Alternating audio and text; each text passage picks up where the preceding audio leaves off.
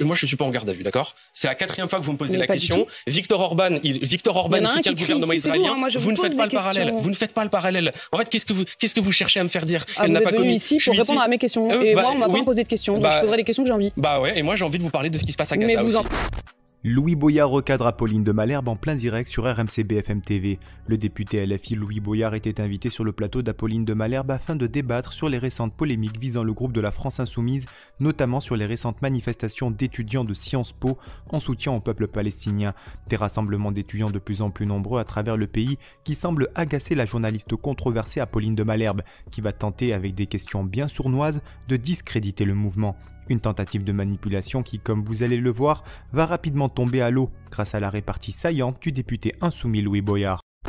Ayatollah Khomeini, qui vous montre en exemple. Il a lui-même posté des vidéos d'occupation des universités. Il cite la France. Il dit, voyez ce qui se passe dans le monde, dans les pays occidentaux, en Angleterre et en France, ainsi que dans les États américains. Les gens sortent en grand nombre pour scander des slogans contre Israël et l'Amérique. La réputation des États-Unis et d'Israël a été ruinée. Ils n'ont vraiment aucune solution. L'Ayatollah Khomeini, qui vous prend en modèle, comment vous le vivez? Alors, Viktor Orban, par exemple, non mais attendez, je vais vous répondre. Viktor Orban, le Premier ministre hongrois, lui, il soutient le gouvernement israélien. Est-ce que vous allez attraper la veste de Gabriel Attal pour lui dire, alors, monsieur Attal, vous êtes sur la même ligne que monsieur Orban? Vous mettez l'Ayatollah Khomeini sur le même plan? Je n'ai ni de la sympathie pour l'Ayatollah, ni de la sympathie pour monsieur Orban.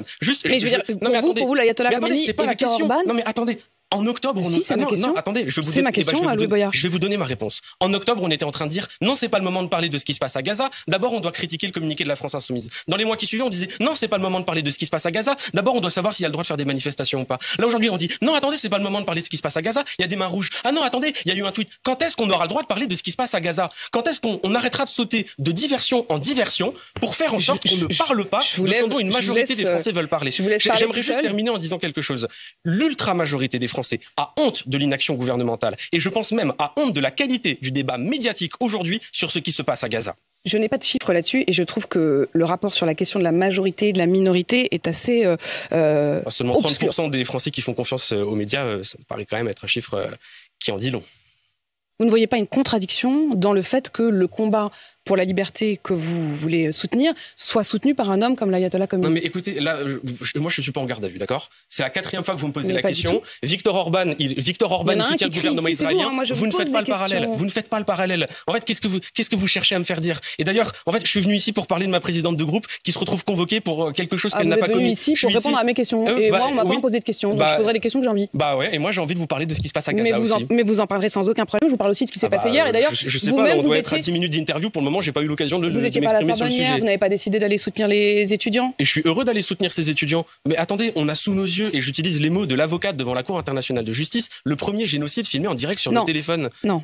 Alors, elle dit, il a été jugé plausible le risque pour le droit des Palestiniens d'être protégés du génocide. Alors, comment est-ce que vous appelez un État qui tue 40 000 personnes, qui empêche l'entrée de médicaments sur une zone de guerre dans laquelle on ampute des enfants sans anesthésie, dans lequel il n'y a pas d'eau, dans lequel il n'y a pas de nourriture, dans lequel il y a actuellement une famine, dans lequel le gouvernement israélien a annoncé qu'il allait attaquer Rafah, où se trouvent des millions de réfugiés?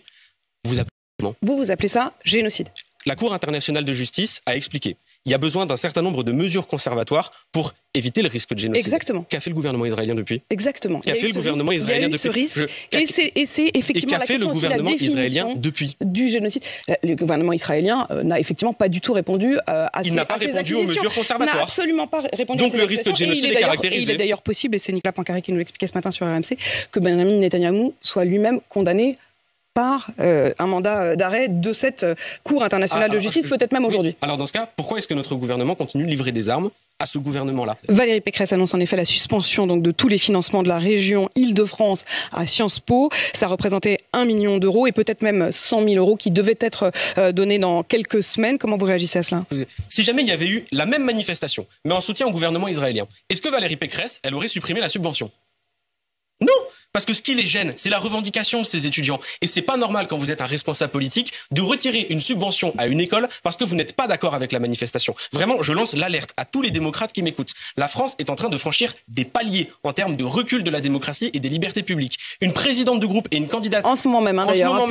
Qui sont auditionnées par la police. Panot, des conférences annulées, des écoles qui se voient perdre leurs subventions. Mais c'est pas la France, ça. S'il y a 10 ans, on avait dit aux Français que la France ressemblerait à ce qu'elle est aujourd'hui, avec la répression qu'on a vue sur le mouvement des Gilets jaunes, avec le 49.3 sur la réforme des retraites, quand on a une haute estime de la démocratie, on ne laisse pas faire. Et je veux vraiment que le message passe. Le pire qui puisse arriver, c'est que les gens restent silencieux. Il faut continuer de s'indigner. Si jamais on rend ça normal, alors on a déjà perdu.